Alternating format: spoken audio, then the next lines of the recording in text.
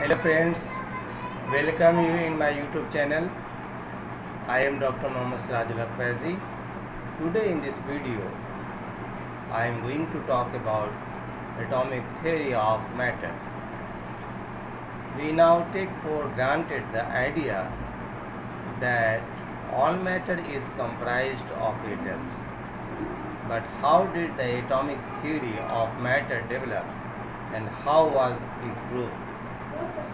The notions that matter was made up of atoms had to be postulated and proved. Experimental evidence. Experimental evidence for the atomic nature of matter was realized in the 18th century. Since then, scientists have proved conclusively the atomic nature of matter. In the mid-80s, a tool was developed which for the first time allowed scientists to actually see individual atoms and molecules. So look at this picture.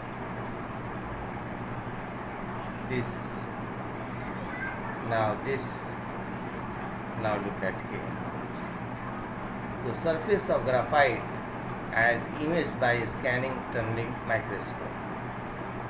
So you can see the atom arrangement, and this is the positions.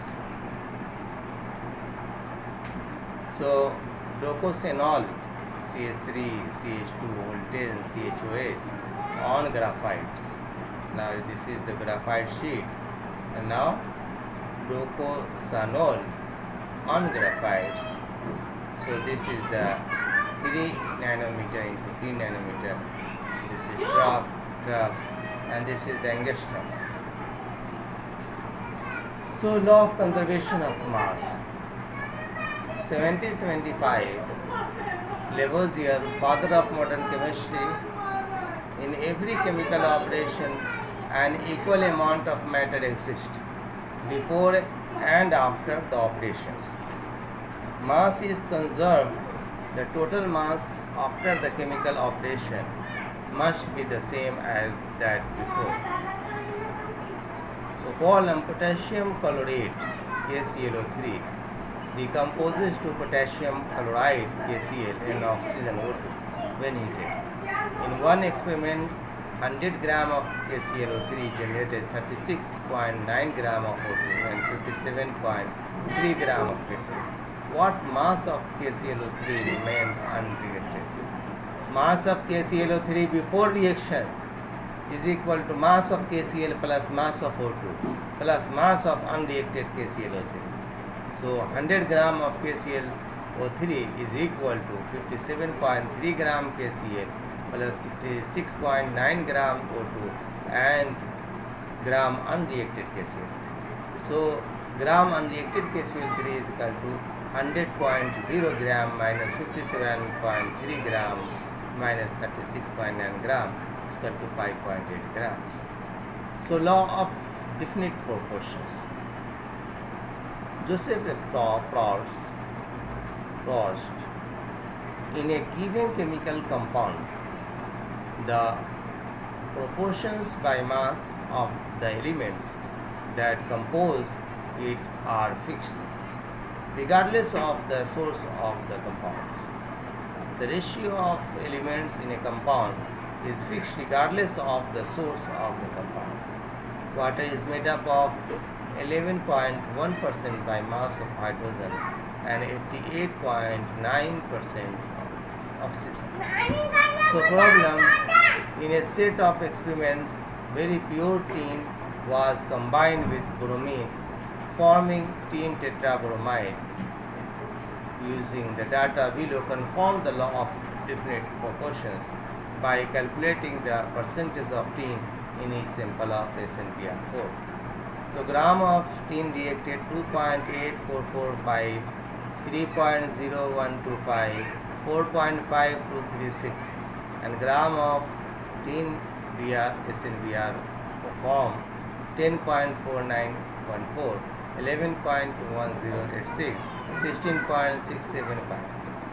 Need to determine mass of tin reacted and mass of reacted. So mass of Br reacted is equal to mass of SnBr formed minus mass of Sn reacted, tin reacted. So gram of tin reacted 2.8445, 3.0125, 4.5236. Gram of bromine reacted 10.4914 minus 2.8445, and so on. We just do the line. So this is your mass here. We just subtract it.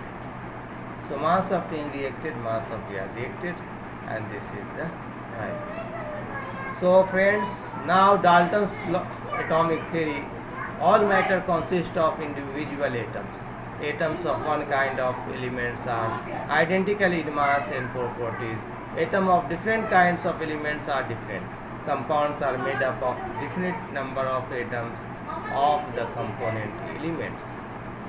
The weight of compound equals the sum of the weight of the component elements. So this is the fact about the Dalton's atomic theory. All matter consists of individual atoms. So how do atoms combine to form compounds? Gay-Lussac's law of combining volume.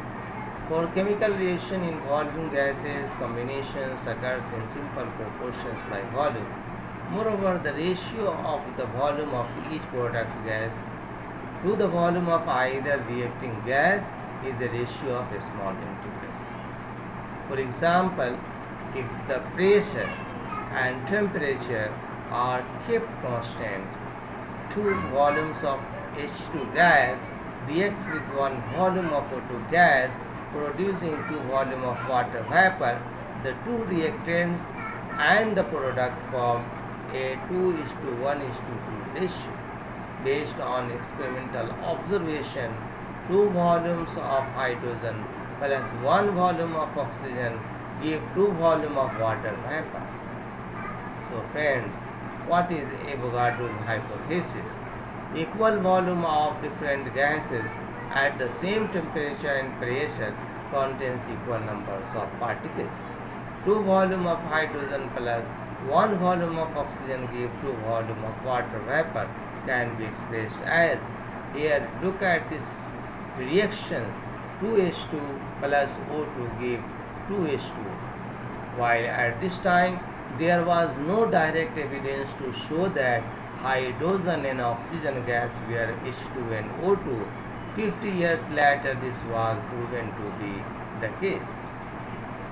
So look at this pictorial diagram. This is our oxygens in red, this is white, hydrogen combined together forming white and red, and this is the pictorial diagram of water 2H2. N2 plus O2 gave 2NO and 3H2 plus N2 gave 2NH3. So friends, are atoms really indivisible?